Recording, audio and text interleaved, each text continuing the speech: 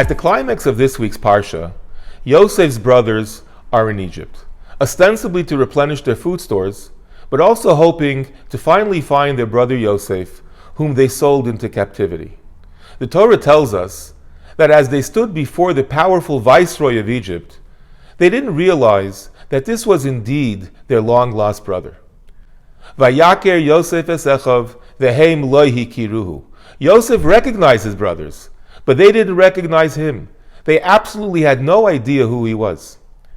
How is that possible? Brothers generally look alike.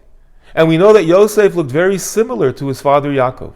There's a deeper Hasidic perspective here, which comes with a very powerful and relevant lesson.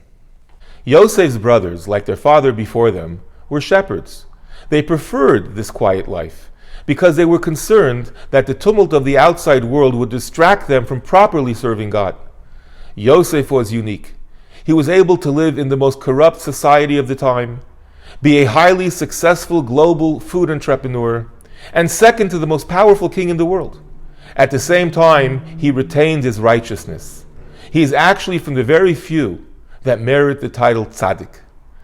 Says the Torah, Yosef understood full well his brother's method of serving God. But the brothers could not comprehend the possibility that a man in Yosef's position, a viceroy in an opulent palace, so invested in this corrupt world, could still be completely devoted to God. We can all identify with Yosef. We aren't shepherds.